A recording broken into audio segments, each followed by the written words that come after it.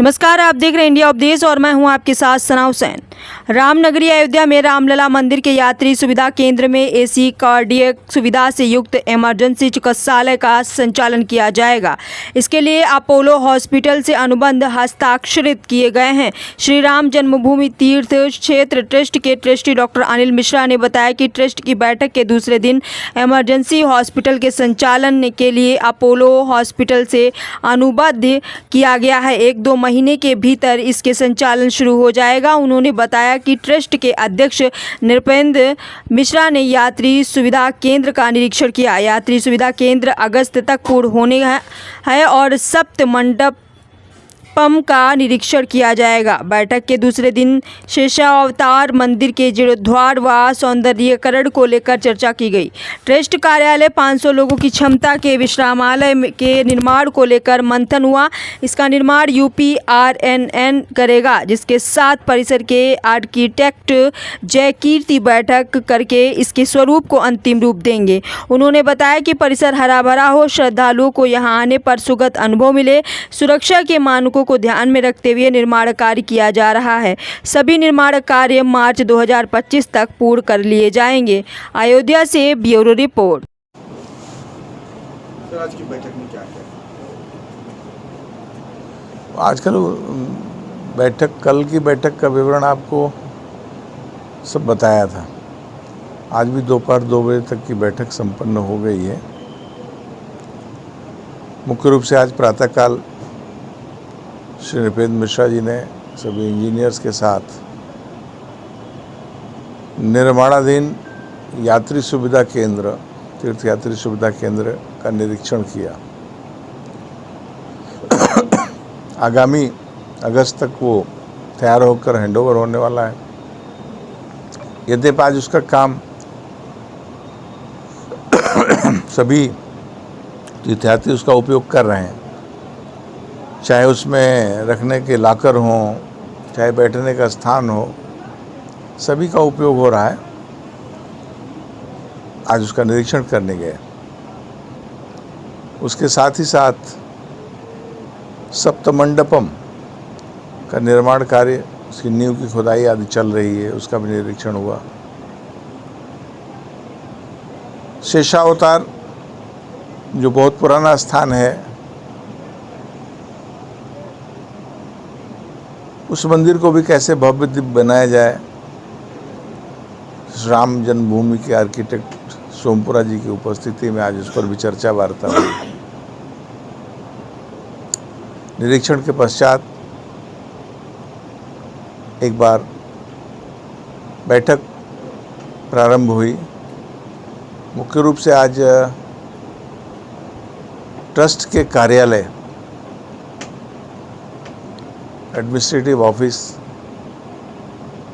Trust का एक छोटा सा सभागार 500 लोगों के बैठने का, जिसको ऑडिटोरियम भी कह सकते हैं, आने वाले ऐसे अतिथियों के लिए रेस्ट हाउस, विश्रामालय के निर्माण पर चर्चा हुई और UPRNN को इसके निर्माण का काम सौंपा गया। आगामी 2 महीने में ट्रस्ट के 70 एकड़ परिसर के जो आर्किटेक्ट हैं जय कार्तिकर जी, उनके साथ UPRNN मिल करके 2 महीने में ये कार्य आरंभ हो जाए, इसकी रूपरेखा तैयार करने की जिम्मेदारी दी गई है। उसकी ड्राइंग, डिज़ाइन से सभी बिंदुओं पर वो लोग बैठ करके निर्णय करेंगे और निर्माण कार्य 2 महीने में प्रारंभ करेंगे। आज PFC में चल रहे यात्री सुविधा केंद्र में जो चिकित्सालय है, इंडोर चिकित्सालय है, उसको अपोलो जो एक राष्ट्रीय ख्याति प्राप्त संस्था है, उसके साथ एक अनुबंध में आकस्मिक चिकित्सालय, इमरजेंसी हॉस्पिटल केंद्र, उसको संचालित करने का अनुबंध उनसे हस्ताक्षरित हुआ है। आगामी 1-2 महीने के अंदर वहाँ पर ऐसी कार्डियक सुविधाओं से युक्त सभी सुविधाएं जिसमें आकस्मिक चिकित्सा के लिए अच्छी से अच्छी चिकित्सा सेवा उपलब्ध हो सके, उसकी व्यवस्था करके वो संचालन प्रारंभ करेंगे।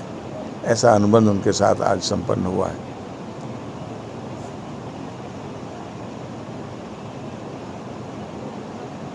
आज की बैठक निर्माण कार्य की समीक्षा, निर्माण कार्य की प्रगति और इसकी समय सीमा को निश्चित करने वाली रही और परिसर में जो निर्माण कार्य का अगला भाग शुरू होने वाला है उसमें ये तीनों चीज़ें भी निर्मित होना प्रारंभ हो जाएंगी, ऐसा निर्णय हुआ है। परिसर में और क्या क्या चीज़ों का निर्माण किया जा रहा है? सभी योजनाओं वगैरह निश्चित हो गया कि क्या क्या चीज़ें बनेगी परिसर में, उसके अलावा कोई नया निर्माण नहीं हो रहा है? ऐसी क्या क्या चीज़ें हैं? कुल मिलाकर के जो निर्माण कार्य ट्रस्ट निर्णय करता है वो चल रहा है। अभी तक के हुए निर्णयों में ये ट्रस्ट कार्यालय, ऑडिटोरियम और आने वाले अतिथि का रेस्ट हाउस, विश्रामालय, ये शेष था, उसका निर्माण प्रारंभ हो गया है। आगे इस परिसर के विकास के लिए और भी बहुत सी चीज़ें होती हैं, उस पर समसामयिक निर्णय होते रहेंगे, इससे आपको समय समय पर अवगत कराया जाता रहेगा। कुल मिलाकर के परिसर हरा भरा हो, आने वाले श्रद्धालुओं के लिए आनंद की अनुभूति देने वाला हो, सभी उनकी सुविधाओं से युक्त हो, सुरक्षा के सारे उपाय मानक के अनुरूप हों, ये सब ध्यान में रखते हुए व्यवस्थाएं पूरी की जा रही हैं। और हमने बताया मार्च 25 तक लगभग निर्माण कार्य पूर्ण हो करके आपके सामने एक चित्र दिखाई पड़ने लगेगा।